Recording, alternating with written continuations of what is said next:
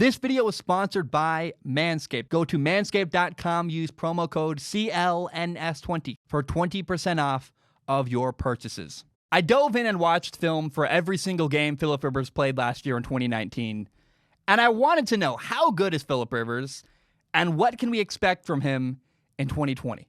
So right off the bat, Philip Rivers can still play. He's not a mobile QB, but he actually moves way better than I expected. His former team, the Chargers, decided to move on from him. And I believe they did that because, well, he's 38 years old, and because they had an opportunity to get a new young QB, number 6 overall in the NFL draft. After watching film, I think that was less about Rivers and more that LA saw an opportunity to build for their future. And it makes sense to me. So now Philip Rivers is on the Colts. And I gotta say, I am so glad he found a team. The dude still has a lot to offer the NFL.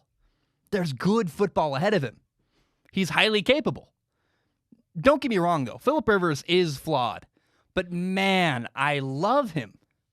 Watching him really made me want to root for him this year. The way he plays is just really compelling. My favorite throw he made came week 2 against the Lions. 5 minutes left, down 2 points, and a defender was coming at him right up the middle. Good old Philip Rivers hangs in there and throws a strike. I love it. My second favorite play he made came week 7 against the Titans. Down 10 points, 5 minutes left.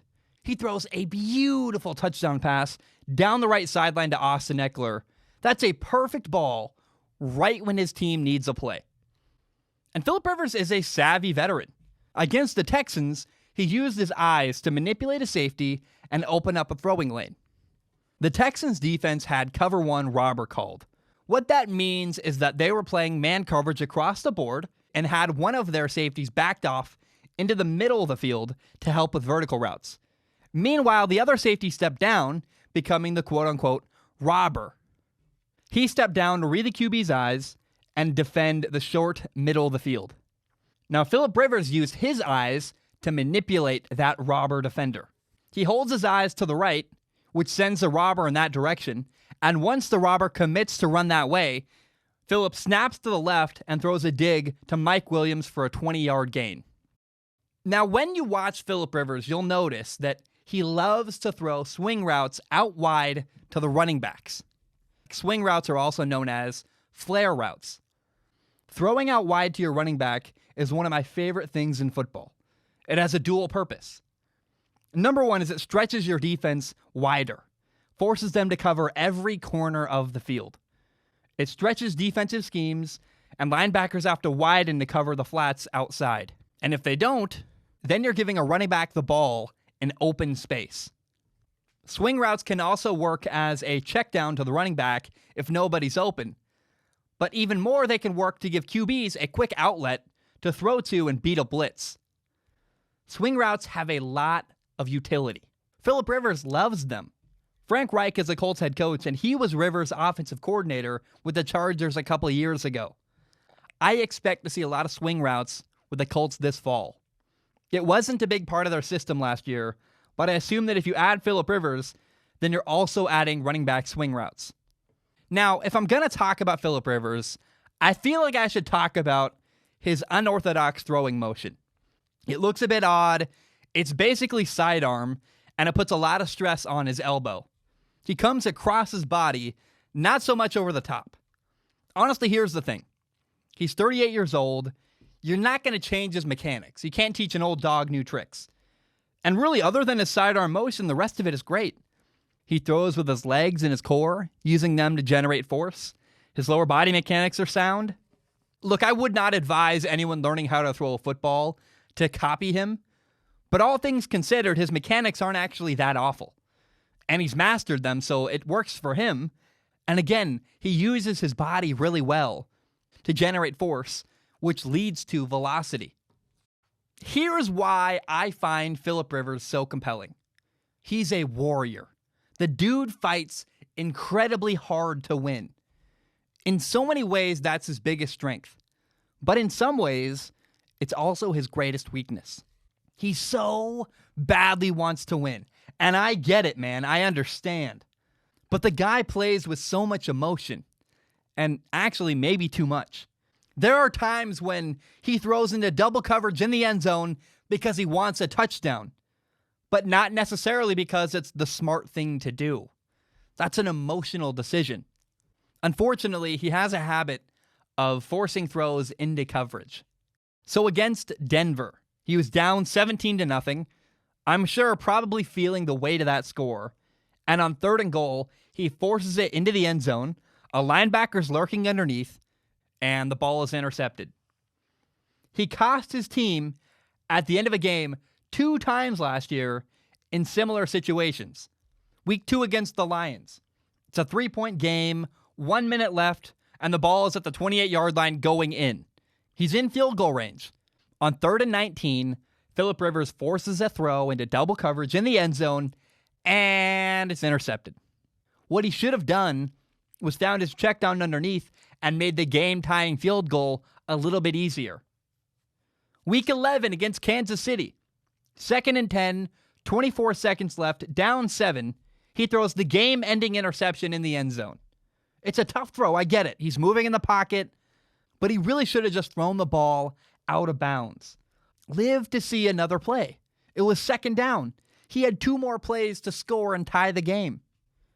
I understand why Phillip Rivers plays the way he plays. He wants to win so bad.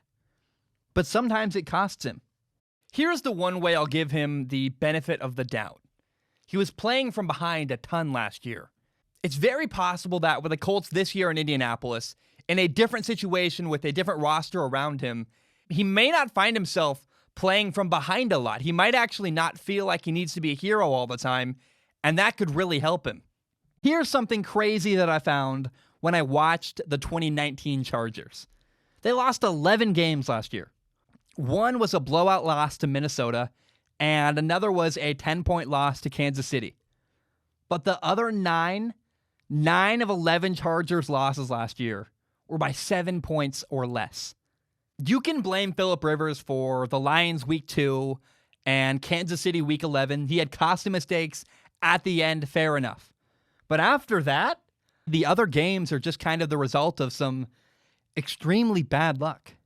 I mean, honestly, I have never seen a team as unlucky as the 2019 LA Chargers. Look, you gotta feel for Phillip Rivers. Week 3 against the Texans, it's the final drive. They're down 7, and Rivers drops a dime in the end zone. But Travis Benjamin simply drops the game-tying touchdown. You're like, oh, come on, man. How about week 13 against the Broncos? Rivers drives his team down the field at the end. They kick the game-tying field goal. 2020 tie game with 19 seconds left. Then crazily, the Denver Broncos check it deep. They get a pass interference call, and it gives them the opportunity to kick the game-winning field goal with 3 seconds left. Week 7 against Tennessee. The Chargers score the game-winning touchdown. Not once, but 2 times in the final 2 minutes. And both got overturned after booth reviews. And then on 2nd and goal, they had a Melvin Gordon run, ruled a fumble after a review.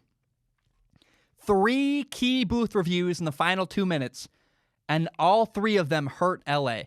Let's talk about week 10. The Chargers lose by 2 points to the Raiders. And Phillip Rivers threw a pick 6 on a play where his receiver literally fell down. There's so much bad luck, it's wild. Week 6, they lose to the Steelers 17-24.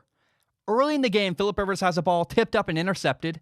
And then later they put together a great drive before halftime, and the field goal hits the uprights and misses. By the time LA got the ball for the first time in the second half, Phillip Rivers was down 24-0.